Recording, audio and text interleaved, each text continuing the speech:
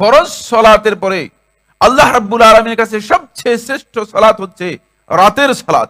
এটি সাধারণ নয়, এখানে আল্লাহর পক্ষ থেকে ফেরেশতারা এসে উপস্থিত হয় এবং বান্দার এই বিষয়গুলোকে, শুধুমাত্র এই সালাতকে ফেরেশতারা আলাদাভাবে লিখে আল্লাহ রাব্বুল আলামিনের কাছে সেগুলো তুলে ধরেন। আল্লাহ সুবহানাহু ওয়া তাআলা কোরআনে কারীমে এই রাত্রের দাঁড়ানোকে আল্লাহ রাব্বুল আলামিন বলেছেন এটি হচ্ছে মুত্তাকিদের অন্যতম বৈশিষ্ট্য। কোন ব্যক্তি যদি মুত্তাকি নিজেকে মনে করতে চান, মুত্তাকি এর গ্রেডে আসতে চান, তাহলে এই বৈশিষ্ট্য তিনি পাবেন। কানু কলিলাম মিনাল লাইলি মা ইয়াহজাউন, কানু কলিলাম মিনাল লাইলি মা ইয়াহজাউন। তারা যারা মুত্তাকি, তারা রাতের খুব কম সময় তারা ঘুমায়।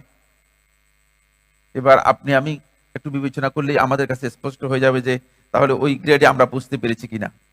কারণ আমরা রাত্রের বেশিরভাগ সময় ঘুমাই, রাত্রের বেশিরভাগ সময় আমরা ঘুমাই। আর তারা কারা? যাদেরকে আল্লাহ তাআলা মুত্তাকি হিসেবে চিহ্নিত করেছেন কোরআনে কারীমের মধ্যে, তাদের বৈশিষ্ট্য হচ্ছে কানু কালিলাম মিনাল লাইলি মা ইয়াহজাউন, রাতে খুব কমই ঘুমায় তারা। এরপরে 6 নম্বর পয়েন্ট হচ্ছে এই রাত্রের এই তেলাওয়াত, রাত্রের এই সালাত, এটি আপনার অন্তরের উপর এমন প্রভাব বিস্তার করে যে আপনার অন্তর যতই কঠিন হোক না কেন, আল্লাহ সুবহানাহু ওয়া তাআলা সে অন্তরকে নরম করে দেবে, সে অন্তর নরম হয়ে যাবে। এখানেও দলিল রয়েছে, বলবো না।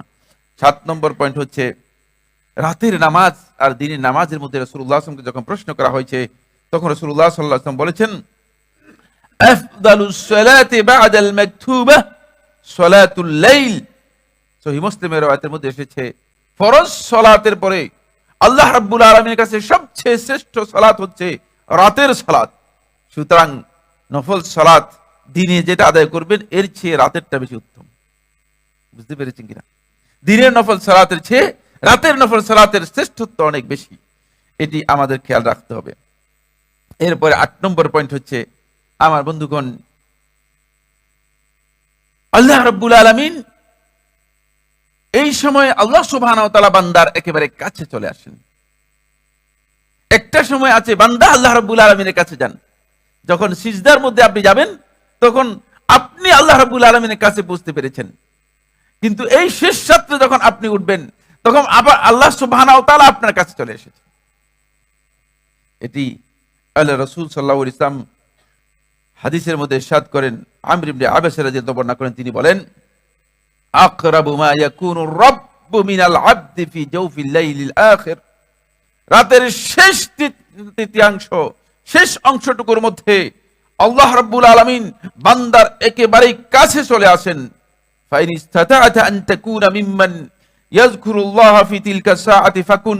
সুতরাং তোমার পক্ষে যদি সম্ভব হয় এই সময় তুমি আল্লাহ রাব্বুল আলামিনের জিকির করবে, এই সময় আল্লাহ রাব্বুল আলামিনের কাছে দাঁড়াবে, তখন তুমি যেন সে কাজটি করতে পারো, কারণ তখন তোমার রব তোমার কাছে এসে গিয়েছে।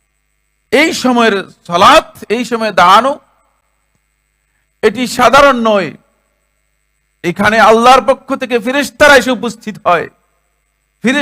উপস্থিত হয় এবং বান্দার এই বিষয়গুলোকে, শুধুমাত্র এই সালাতকে ফেরেশতারা আলাদাভাবে লিখে আল্লাহ রাব্বুল আলামিনের কাছে সেগুলো তুলে ধরেন।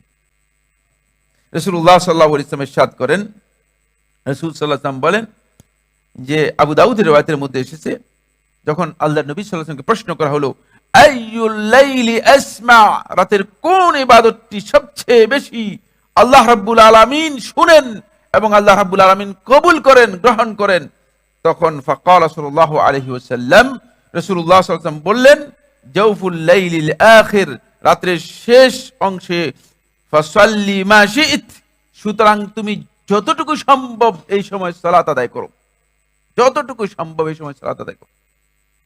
এই হাদিসের ব্যাখ্যা এবং এই বিষয়ে সৌদি আরবের সর্বোচ্চ ফতোয়া কমিটি, স্থায়ী ফতোয়া কমিটির ফতোয়ার মধ্যে উল্লেখ করা হয়েছে ওয়া ইন সাল্লা রাকআতান ওয়াহিদা, যদি কোনো ব্যক্তি এক রাকাত সালাত আদায় করে তাহলে সে এই ফজিলতটুকু পাবে। রাসূল সাল্লাল্লাহু আলাইহি ওয়াসাল্লাম বলেন ফা ইন্নাস সালাতা ফীহি, কারণ এই সময়ে সালাত আদায় করা মাশহুদাতুন, দুইটি অর্থ। ইমাম আবু সুলাইমান খাত্তাবী রাহমাতুল্লাহ হাদিসের মধ্যে বলেন, মাশহুদাতুন, এটি সাক্ষ্য হিসেবে আল্লাহ রাব্বুল আলামিনের কাছে উঠবে। আল্লাহ রাব্বুল আলামিনের কাছে আপনার জন্য সুপারিশের কারণ হবে। সেকেন্ড অর্থ হচ্ছে মাশহুদাতুন আই তাশহাদুহাল মালাইকা, ফেরেশতারা এই সময় উপস্থিত হয়। সরাসরি ফেরেশতারা এই আল্লাহ রাব্বুল আলামিনের বান্দা যে সালাত আদায় করে থাকে সেই সালাত ফেরেশতারা প্রত্যক্ষ করে উপস্থিত থাকে। ওয়া মাকতুবা, এবং তাদের এই আমলগুলোকে স্পেশালি আল্লাহ রাব্বুল আলামিনের কাছে লিখিতভাবে পেশ করে থাকেন। এই সময়টি আরো গুরুত্বপূর্ণ এই জন্য, এই সময় দয়াময় আল্লাহ সুবহানাহু ওয়া তাআলা দুনিয়ার আসমানে নেমে আসেন এবং বান্দাদেরকে দোয়া করার জন্য ডাকেন। তো আল্লাহ রাব্বুল আলামিন ডাকে আমরা যারা ডাকে সাড়া দিতে পারিনি, আমরা সবচেয়ে বেশি ক্ষতিগ্রস্ত।